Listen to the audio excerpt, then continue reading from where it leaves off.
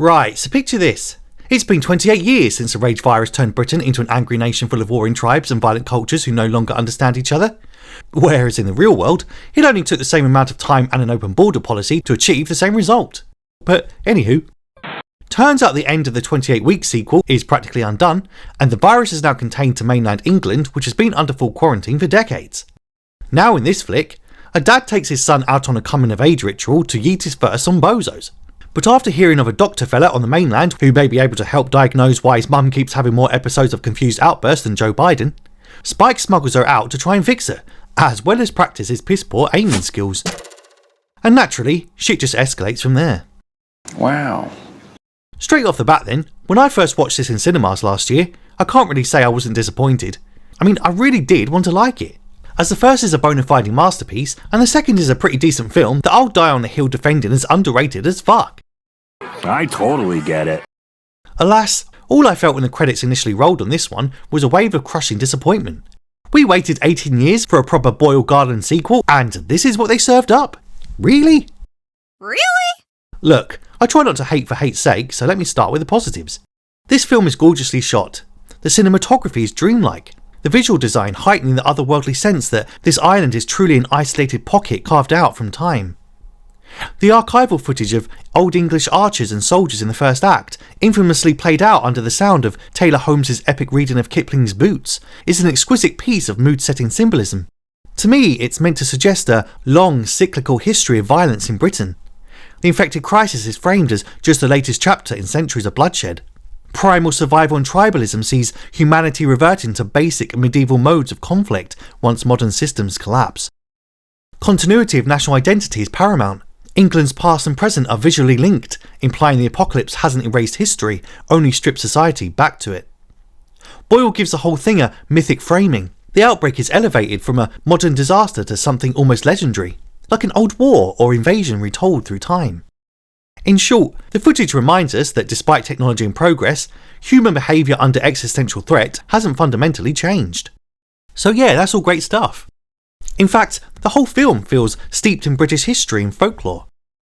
The medic is like a pre-Roman Brittonic shaman with lost healing knowledge, even setting up his own kind of henge. It's a neat juxtaposition of a last remnant of modernity against a society returned to base roots. Which is probably why everyone's white. I mean honestly, I can't really remember the last time I saw a film with zero diversity. Guess it took a full-on apocalypse to enact that remigration policy that the right's always banging on about over on X.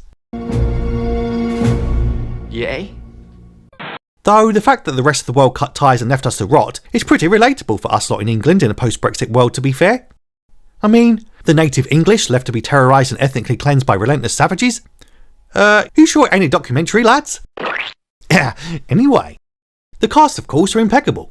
Aaron Taylor-Johnson's a believable modern warrior, as well as a wall-punching, kiddie-thumping father of the year. It's also fun to hear that Villanelle bird channeling the energy of Ben Kingsley in Sexy Beast.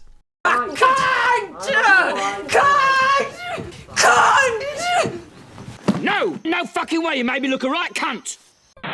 But standout, of course, is a great newcomer in the form of teenager Alfie Williams, who imbues Spike with just the right amount of fear, courage and relatability, even in such a messed up world. His youthful eyes sparkle with innocence. Well, at least until he has to watch his dad eat pussy one night, which I highly doubt was a lesson he expected to learn on this trip, to be fair. But he's clearly long been spared the true horrors of the world by the walls of basic civilization, but which are soon open to reality. What did you see? What, other than me dad's impromptu cunnilingus skills? The film's got this ironic inverted morality for this new world order, which it plays with nicely in the opening, as a dad reminds his son not to leave the house without a shank, and not to look away from horrendous violence. The more you kill, the easier it gets, he says. Oh, and drink all this fucking beer while you're at it, pal. Lol, it's like parenting advice from Martin Sheen. Come on, bro, I got taco blood, baby. Bloody hell, why couldn't I be raised in a zombie-ravaged hellscape already? Fuck my life. But anyway, extra props for the saddest, most poignant bit, the iconic Sycamore Gap being digitally restored. However, the ultimate end product is more of a film of two halves. The first act is a great setup, instantly recalling the stylistic and unbearably tense highs of the original work, as the Alpha pursues the two leads through the blistering causeway sequence. Halfway through though, it totally shifts gears, almost like Danny Boyle directed the first bit, all tense and atmospheric, only for part 2 to be handled by his alt-universe doppelganger clown, Danny Doyle. Yeah, that makes sense. But there's all sorts of bizarre character choices going on here that kind of breaks immersion and takes me out of the narrative and world building somewhat. Like bro, given we're dealing with a virus so easily spread by a single drop of blood, you'd think nobody would be allowed out without full PPE, or at least some bloody sort of face mask or bodily protection. Shooting penetrating weapons into infected at close range can't be the smartest idea if you're so exposed and vulnerable for frig's sake. Although, not that it did the foreign soldiers any good I suppose, but it's still something surely. Don't call me Shirley. Which just leads on to plot holes big enough to herd a zombie horde through. We got ads from Hill vs Babyface, almost sneaking up on our ultra capable and highly alert hunter hero because... reasons. And the cucked dad just lets baby Fatso live to continue terrorising the woods and potentially fuck them over again another day, also because reasons. But more importantly, why does the dad vanish halfway through and not go hunting for his son and dying wife when he realises they're missing? I mean, it's clearly eating him up, as we see when he desperately rushes into the water at the end.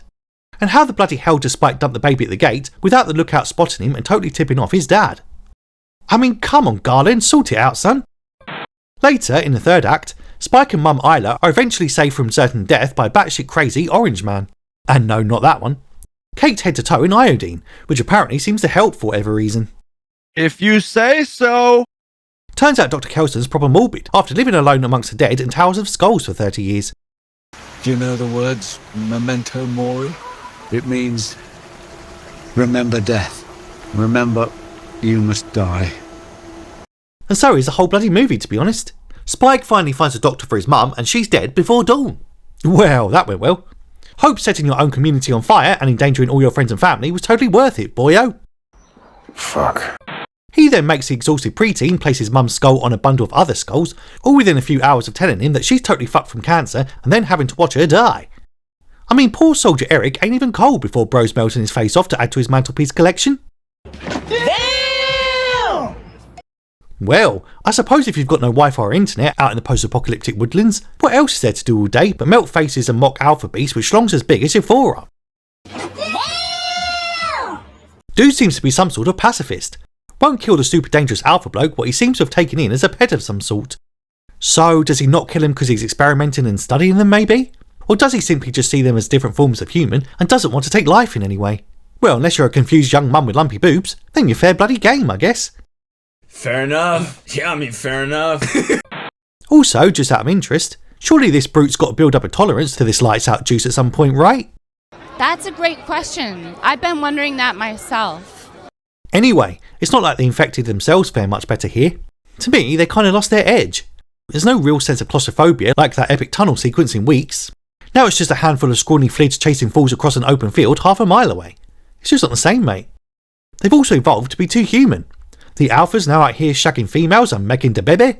Actually seems to care about his offspring, which is now born human due to magic placenta and vague BS science. Nah, I just don't see the rage-filled runners from the first two films turning into that. It's a completely different kind of zombozo. But still, Hollywood humanising monsters is pretty par for the course these days. Fact check? That's true. And again, a big part of this is that they get way too close to the infected. No masks, no goggles. At one point, this dopey bird's holding hands with a pregnant one mid-birth.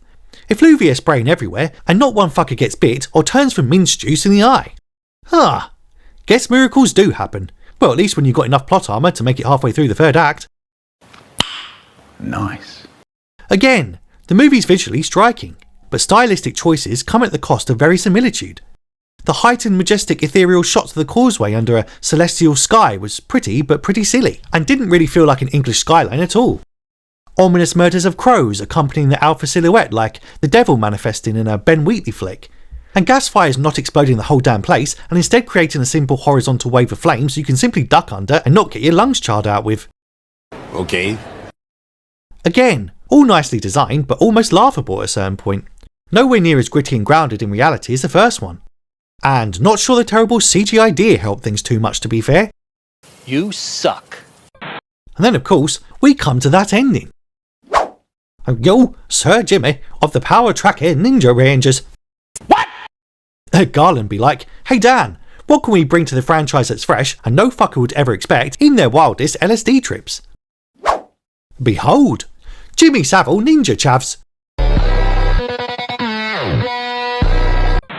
I mean, just for the benefit of American viewers, imagine the whole thing wraps up with blokes dressed like Harvey Weinstein doing outdoor parkour and slicing up zombies. It's bloody ludicrous and deeply uncomfortable, crass and tasteless to say the least. Though I'm not surprised a Teletubby sent him crazy as a kid. Those coloured dwarf freaks always seem to pretend doom. Because last time that show played in my house, my dog choked on an apple and my dad's pacemaker went tubby bye-bye. That is some heavy shit. But man, overall it's just a disappointment. Bizarre story choices, baffling character decisions, and less tension than my battles on Taco Bell night. Honestly, I did want to like it. But somehow, it just got even worse upon rewatch, where its flaws all became magnified tenfold. But it's still worth watching at least once, I guess. Because where else are you going to see a Jason Momoa looky-likey fella skull-bashing fools with his giant dong swinging free in the breeze? Well, aside from that homosexual Game of Thrones parody film, you mucky swines. Oh well, at least the infrared shots were cool. I'd give it a solid 6.1, phony fakey kind of sort of Cillian Murphy looky-likey cameos out of 10. Now let's see what the director of Eject's Notes, the pointless Candyman remake and the lowest performing MCU movie in the history of the MCU, can cook up next in the sequel. Oh man, we're screwed! We're screwed, man! Anyway, if you liked the vid, kindly subscribe and I'll see you again next time. And if you didn't and I don't, then have a nice life I guess, pal.